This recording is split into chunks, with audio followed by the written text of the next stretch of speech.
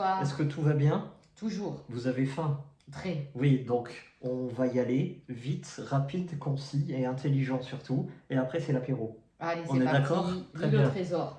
C'est du Classique. classique, évidemment. Qui n'a pas entendu, qui n'a pas lu L'île au trésor? De Robert Louis Stevenson. Bon, alors, déjà, qui es-tu, Robert Louis? Robert Louis, c'est un écrivain écossais qui est né en 1850 à Édimbourg, au Royaume-Uni, en Écosse. Oui. Il est malheureusement décédé en 1894 à Samoa, qui est une île dans le Pacifique. Il joue au rugby là-bas. D'accord, joué. Il est mort. Oui, non, mais ceux qui habitent aux îles Samoa. Ah, il joue au rugby? Oui. D'accord, ok, Oui, je connais pas. ils sont illustres là-dedans. On apprend tous les Je jours. connais pas grand-chose, mais pour... Voilà. Un peu quand même. Et donc, malheureusement, AVC fatal à 44 ans.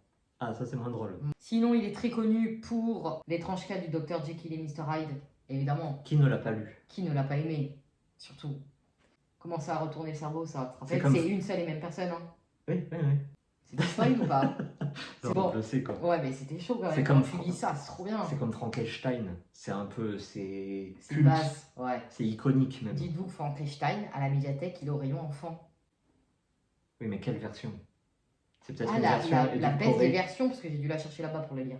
Ouais. Donc Breton. là, nous, on va parler de L'île au trésor, qui est aussi connu pour ça. Stevenson, je parle. Il a écrit également Le voleur de cadavres et Le maître Ballantrae. Ballantrae, Je ne connais pas du tout. bah c'est quand même assez connu, c'est dans ces 3 romans connus. Ah.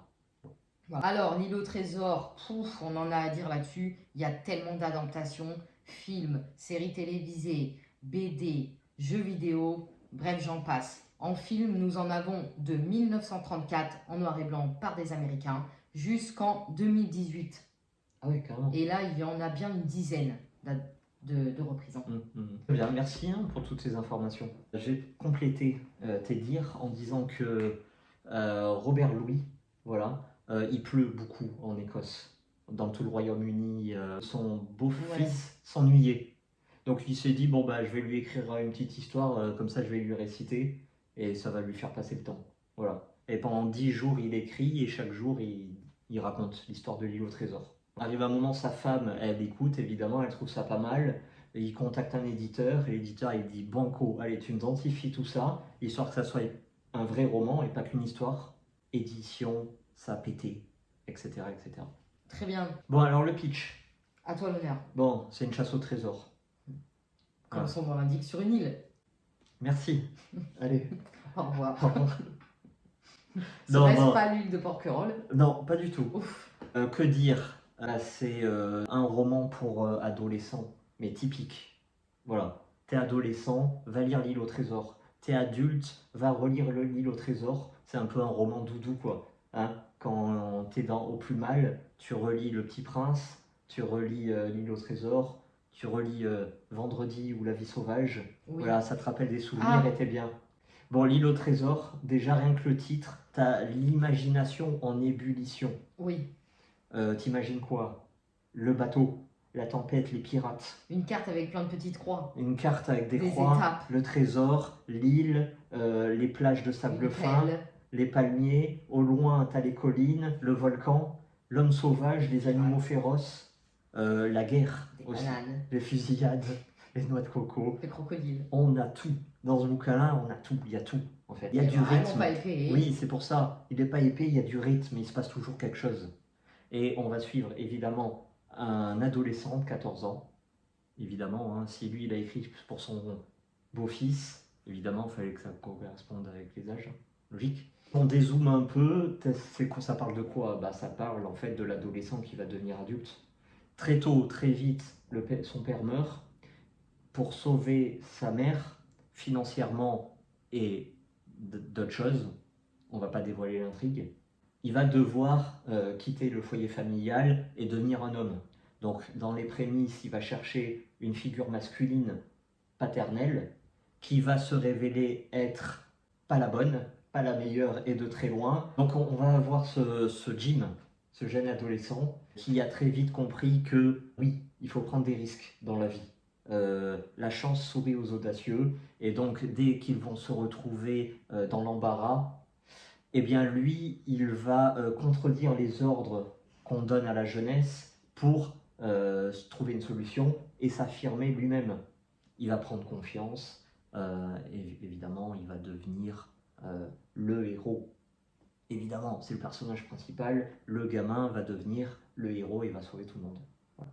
Pas par sa force physique, mais sa force intérieure, sa force de conviction, son assurance, et même son côté un peu déluré, tu vois, propre à la jeunesse, à l'adolescence. Ça devient un peu un symbole, en fait, ce personnage-là. Oh bah oui, carrément, je pense. Et toi, est-ce que tu prends part à cette belle chasse au trésor?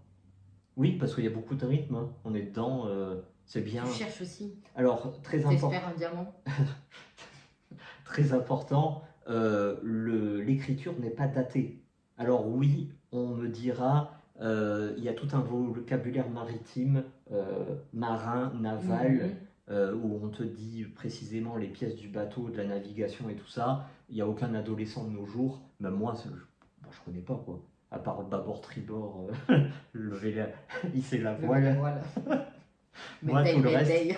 Voilà. Tempête. Voilà. Mais est-ce qu'on a besoin de ça? Non. Voilà. On passe outre. Au pire, on prend un dictionnaire, on regarde si ça nous intéresse. Mais à part ça, tout ce qui est récit en lui-même. Ça n'a pas vieilli. Non. C'est toujours d'actualité, quoi. Je veux dire, il n'y a rien de compliqué. Puis une chasse au trésor, quoi. Oh, ça parle à tout le monde. Tu vas à droite, tu vas à gauche, tu creuses là, hop, pup. T'as les croix sur la carte au trésor. Voilà. Prends ta petite boussole et vas-y. La question sempiternelle. Oui. Peut-on ou doit-on lire L'île au trésor en 2024? La réponse est... Ben, si vous êtes adolescent ou enfant, oui, il faut y aller à fond. Voilà. Très bien. Si vous êtes adulte, c'est un peu plus évitable, hein, évidemment. Hein. Si vous l'avez C'est lu, pas épais et vous retomberez en enfance peut-être. voilà, ou certains diront, bon, on l'a lu une fois, on va passer à autre chose, quoi. C'est totalement compréhensible. Hein. Mais ça reste un bon moment, un bon souvenir. Eh ben super, alors je crois qu'il se classe parmi les plus grands classiques d'aventure avec l'Odyssée. Oui. Voilà. Ce qui est important aussi à dire, c'est qu'il y a pas mal de valeurs humaines à l'intérieur. Oui. C'est-à-dire, pour en citer deux, vite fait, bien dit, et ça c'est propre, en fait chaque personnage incarne une valeur. Donc on a le traître le plus insupportable, et donc ça apprend aux jeunesses, faites gaffe, chez les adultes, c'est pas que beau.